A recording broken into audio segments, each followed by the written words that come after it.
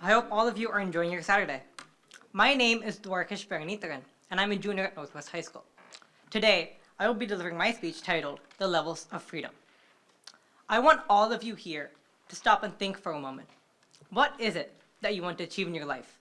What is your end goal? Whether it's traveling the world, becoming a millionaire, or even getting in shape, all of our ultimate desires can be boiled down to one thing: freedom. The question then arises, how do we obtain freedom? Well, George Washington Carver once said, education is the key to unlock the golden door of freedom. While true, the keys and doors are actually multiple. Freedom, a multi-level building with incremental levels separated by doors. As you acquire more education, you receive keys to unlock higher levels, gaining eligibility for opportunity. Of course, different people may aspire to reach different degrees of freedom. Some people may aspire to have the freedom to possess a lavish lifestyle, while others may simply want to escape poverty.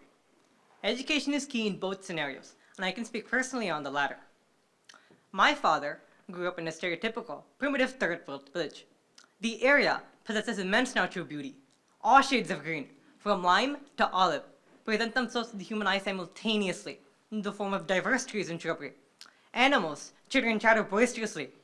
This teeming flora and fauna is a manifestation of the village being overlooked by time, left unsullied. However, this same untouched nature was behind the village's major flaw. It was primitive in all aspects. This caused issues at least thrice a year, when monstrous storms bombarded the village, bringing an onslaught of aggressive winds, heavy flooding, and torrential rain. Even worse, the effects of the storms would be amplified by the village's remoteness, which in turn amplified the villagers' suffering. So from a young age, my father knew he had to leave this village someday. While he enjoyed the bucolic beauty, he knew that life here would be a dead end. Thus, he continued to tirelessly commute the 15 treacherous, unpaved miles every day to the only government school in town on his father's old bicycle. At home, he literally burnt the midnight oil, studying and even sleeping below oil street lamps, because his family couldn't afford electricity. This inexpressible hard work, however, paid off after high school. My father received a full university scholarship due to his impeccable test scores. This set in motion a chain of events that culminated in the poor boy from a tiny village receiving a special work visa to enter the US. Education, as always, had done it. It not only given my father the freedom to escape poverty, but also the freedom to live and work in the United States. The thing is, my father unlocked those levels of freedom for me and my family as well. My father, born in a developing country, started his life in the basement of freedom, just barely having the freedom to pursue an education. However, due to his tireless efforts, I was able to start off my life well above ground in the building of freedom, here in the United States. While I may not have access to the best educational opportunities, I plan to use what I have to the fullest, just like my father did. I already know that I aspire to reach the level of freedom to be able to give my children even more opportunities than I had, so they may go on to unlock even more levels of freedom. Just like my father did, I will utilize education to unlock more levels of freedom for me and my family. Thank you. Good afternoon, everyone. My name is Lillian Green. I'm a 10th grader, and I attend Baltimore City College High School, and this is my essay. Education is more than the key to freedom. It is freedom in itself. George Washington Carver, an 1890s African-American agricultural scientist, once said that education is the key to unlock the golden door of freedom. We're not only able to be moved by his words, but by his story, which I wish I had time to tell you. Taking a page out of Carver's book, I too believe that education is critical, not only for myself, but for the legacy I will leave. This quote metaphorically exemplifies the sheer power that knowledge holds within it, how it opens doors, and to me, how the hunger for learning is a driving force in my life and in everyone else's. Growing up as a Black girl, I've had my fair share of doubts surrounding my relationship with intelligence. However, I've always found my education to be more than important. Since I could remember, my father has always called and introduced me as a critical thinker to anyone who would listen. As I look back on how I've been looked at and viewed in places of education, I notice a trend: surprise. For example, I notice surprise from anyone who hears me speak as they make assumptions about my dialect, accent, and vocabulary before I open my mouth because of the color of my skin. I hear my white teachers tell my mother how articulate I am, because obviously speaking well isn't common for people who look like me. I hear my peers tell me how I'm less black for speaking properly, and I wonder who decided what was proper and what was not, and why is using slang held to this standard? And finally, I hear a girl in my freshman year English class say, "You really have that?" when pertaining to my good grades, yet here I am having them.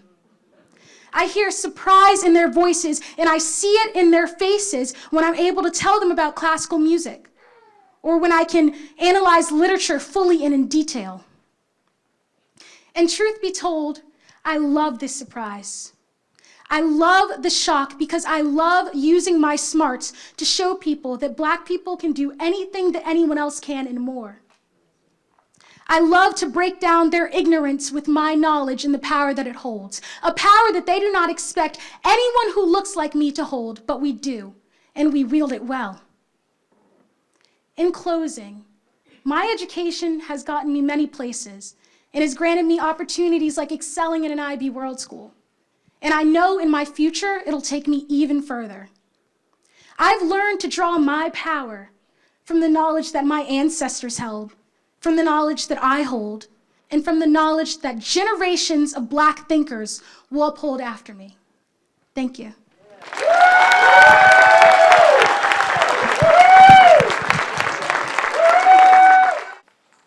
Imagine having to follow that one, right?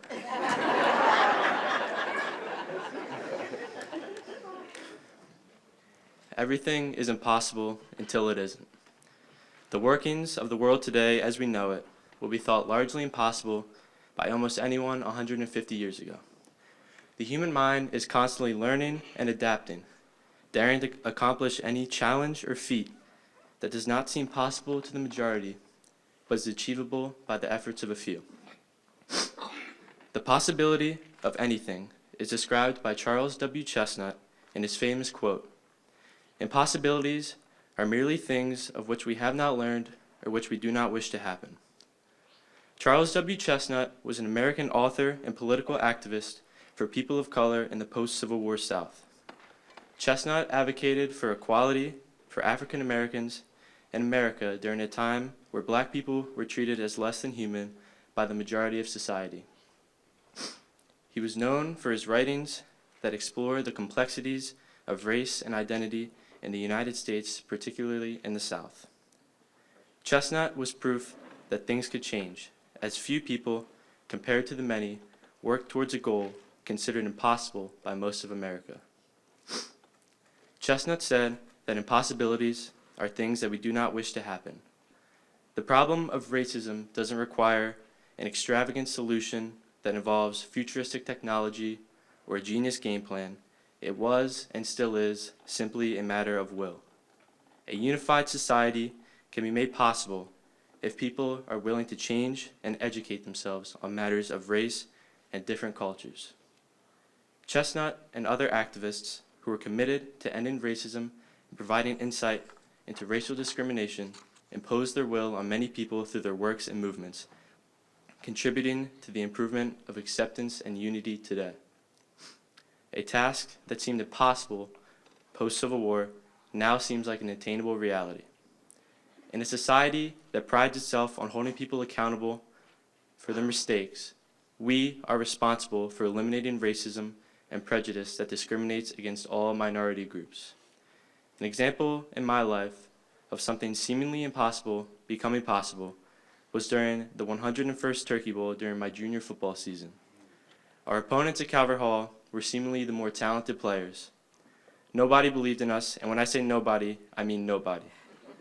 There was not a soul outside of our locker room that was confident that our Loyola football team would win the game. My own mom hinted at her doubts about our ability to secure a victory.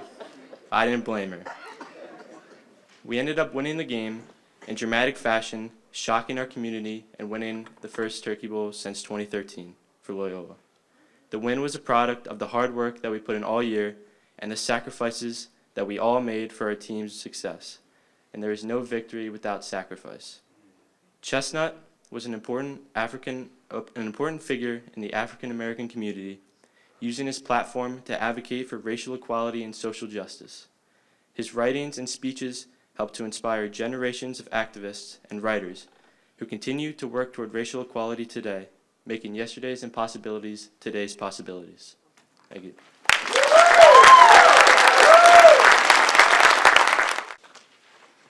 Hello, my name is Millette Nagusu, and I'm a junior at Perry Hall High School. Education is power. Education is change. Education is priceless. And in the words of George Washington Carver, education is the key to unlock the golden doors of freedom. Carver was an agricultural scientist and inventor. In 1894, he became the first African American to earn a Bachelor of Science degree, opening a world of opportunities, not only for himself in his own career, but for all other African Americans with dreams they had previously been told they could not achieve. In the 21st century, we have access to more knowledge than ever before. With the internet, social media, and endless resources, we have great power at our fingertips. But what matters most is what we do with this. Education is not simply about absorbing all the knowledge our heads can carry, but instead, using that knowledge to create a positive change, no matter how big, no matter how small. Use what you learn to find a passion and pursue it. Use what you learn to give yourself a seat at every table that you have been kept from, and to open every door that has been locked to you. Since seizing power last year, the Taliban has instituted a total ban on women's and girls' education in Afghanistan. Until 1954, schools in the United States were segregated, separating African American students from white ones and preventing black students from receiving a quality and equal education. During the 18th and 19th centuries, slaves were kept from learning how to read, learning how to write, as white slave owners feared that black literacy would threaten the slave system. Now, if education was frivolous and its effects so minuscule, why would those in power that have it work so hard to prevent marginalized groups from receiving it? That is because education has the power to transform a person's behavior, to transform a person's mindset, and to transform a person's life. A complete and quality education can free a person from the mindset of I can't, because it guarantees that you can. When you think of education, what comes to mind? A classroom, a teacher, a textbook? The truth is that education flows beyond classroom walls. Education is never ending. You should never stop learning. You learn when you try new foods. You learn when you take risks and make mistakes. You can read books that interest you, observe and learn from the natural world around you. Learning occurs when we do not fear or turn away from what we do not know, but instead, we embrace it. We use it to grow, and as Carver said, to continue opening those golden doors of freedom. Thank you.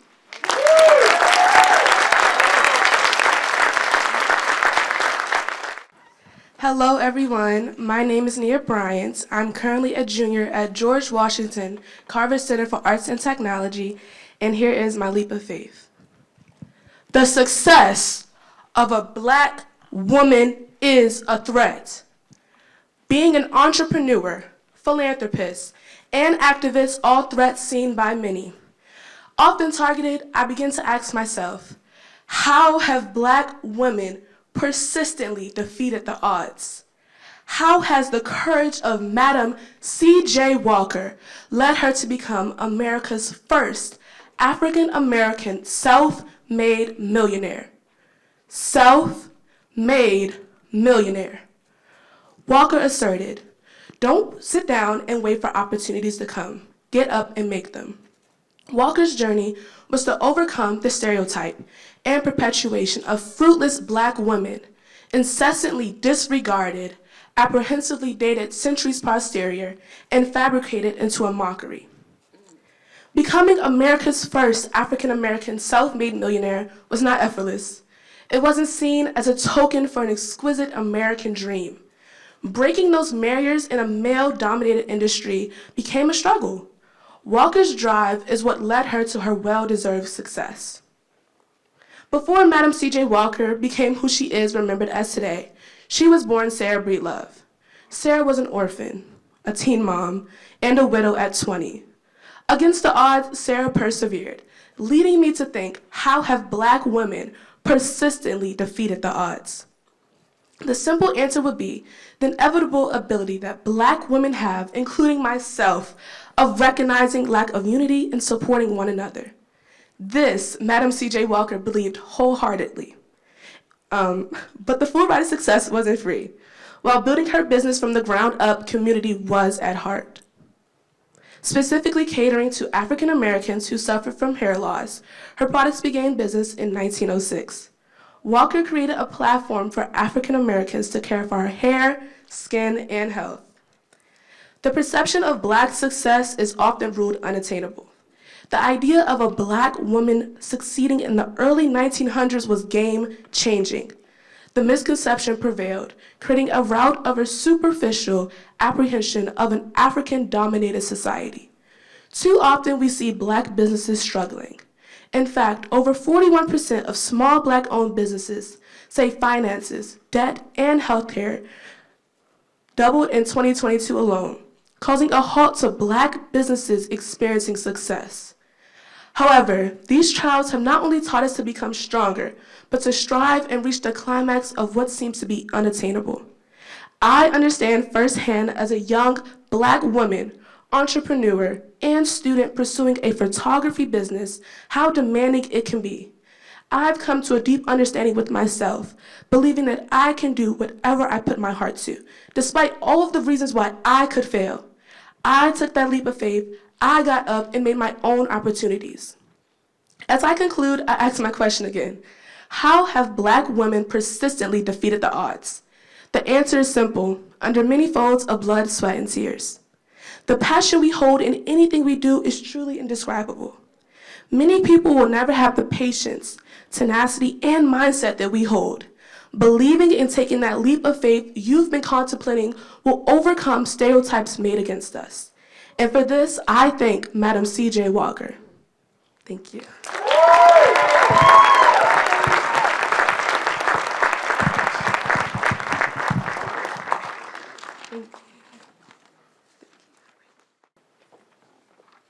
Hello, everyone. My name is Favor Odengby from Eastern Technical High School, and here goes my speech. Fear. Fear, in its definition, is a feeling, an emotion, a belief that can so easily destroy dreams, visions, and if unaltered, destroy lives. It is a testimony for many successful people today to have pushed past fear, to just do it. If fear can have this much of a stronghold on us humans, then maybe it's more than just a feeling. It has a root. Maybe it has now become a habit strengthened by our words, our mindset, our heart posture. These habits begotten from fear now beget actions, but fear creates limited actions, subtle actions, infallible actions that cause us no sacrifice or pain to make. Instead of destroying fear, people now get in the habit of making fear a personality.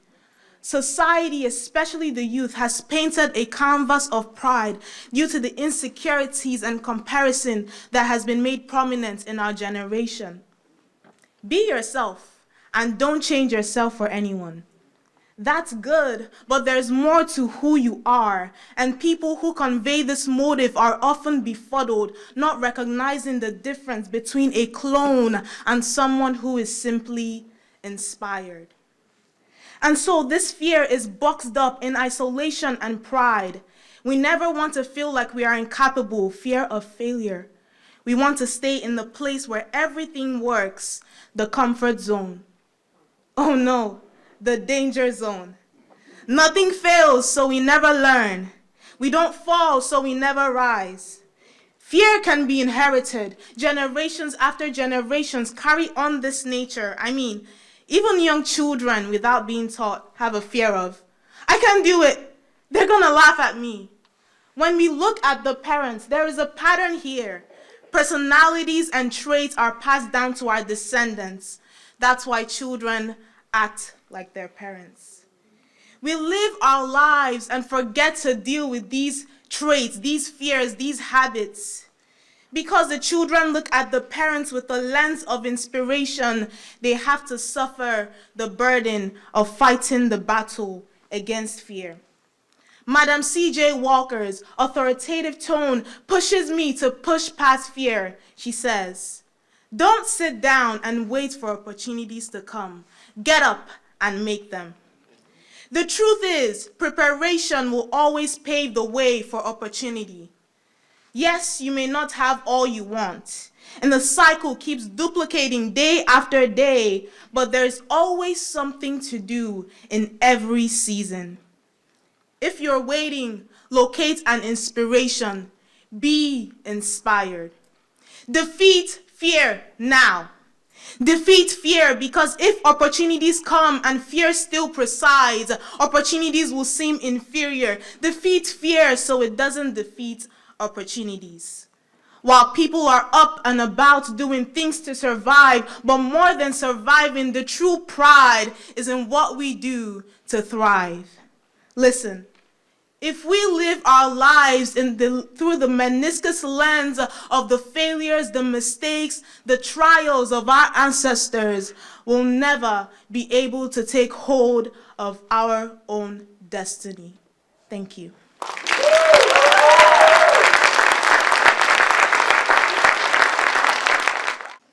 Hi, my name is Mackenzie Lee. I go to Catonsville High School, and I'm 16 years old. Today, I will be presenting to you my spoken word poetry, Dear Mr. Ambiguous Racist Opportunity. A pandemic has a wrecked. A plague. Albert Einstein said that we conclude that love is the most powerful force there is because it has no limits. Imagine a world where love was infinite. Don't sit around and wait and be a bystander in Black America. I pledge allegiance to the flag of warfare, distraught, bloodshed, massacre, and hostility. How is it that you still disunited our nation in 2023 with antagonism and deceit and strife? One life, despite the reckoning disparity where our words aim like pistol bullets. Eric Gardner 1. Say their names. All life matters. Your life matters. My life matters. His life matters. Why does my skin matter? People are still captive like slaves to their skin color. Why do these unseemingly curls poof out? Like, why are my lips shaped the way they are? How many pages do we need to turn and turn and turn and turn to start a new chapter? I can't breathe. I can't breathe. I can't breathe. George Floyd, 2. Say their names. Slavery was that chapter abolished in the headlines. The truth is, venom only breeds police brutality and the harassments of dogs. Emmanuel Ellis, 3. Say their names. I can't breathe. She can't breathe. Breonna Taylor, 4. Jeanette Williams, 5. I can't breathe. Say their names. I can't breathe. Clashed into a ceasefire, ignited flames of hatred and malice with vengeful authority. You didn't let me have my last sip of ice water. Instead, you raped us. You clenched your hands around our necks. Every breath we breathed, and yet we still can't breathe. Down the street, I can't breathe. I'm in the car, he can't breathe. In the schools, I can't breathe. I'm in the parking lot, we can't breathe. At the workplace, I can't breathe. You drill the same names into our heads, year by year by year, decade by decade. Martin Luther King, 6. Malcolm X, 7. Harriet Tubman, 8. Rosa Parks, 9. Try and imagine having an important debate where unity is evident outside of political rhetoric, by racism and hate instead of unity and disgrace. Instead, embrace with grace the fondness of intimacy and friendliness. And still, I can't breathe. You can't build what you've already destructed in corruption and chained mental barbed wire. Hidden figures in intoxicated lunacy. 10. Before Rosa Parks refused to give up her seat on a bus, a 15-year-old girl named Claudia Colvin did the same thing. Yet, Don't just sit and wait on opportunity. I can't, and I still can't breathe. Will Smith said, racism isn't getting worse, it's just getting filmed over and over again. They say repetition is a definition of insanity, the mortality of vitality of red, white, and blue, the climality of hospitality industrialized by a nation of irrationality. They blame the blacks or smaller ethnic groups, saying they caused a crusade, slamming the doors of diversity, bit by bit by bit. Every hole is annihilated. White is a new black. Our progression isn't congruent to the progression. We move backwards within our society's regression, hidden figures and intoxicated lunacy. 11, the practice of vaccinations wasn't brought to America by a slave. Do you herald wondrous departure of a genocide, a liberation of radicalism? Emmett Till, 12. 13, Trayvon Martin. Billie Holiday, 14.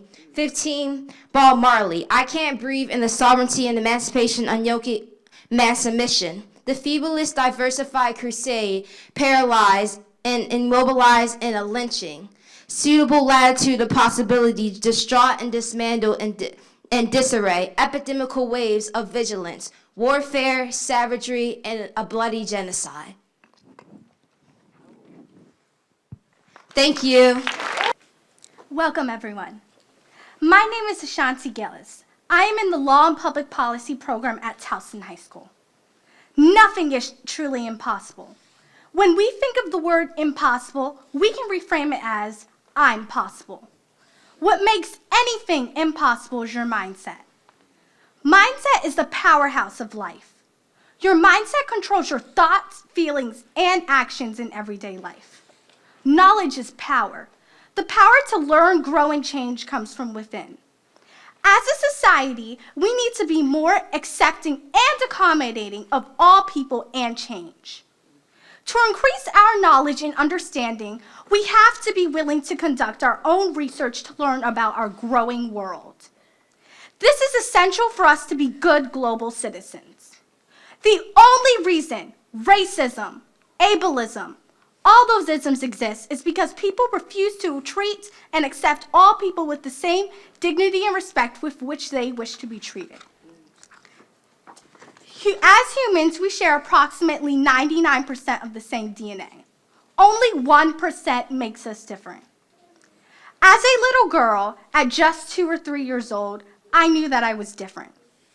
As I grew and prospered, I knew that this was a blessing. I knew I wasn't a burden, but a gift. To be black and blind is an impossibly beautiful combination.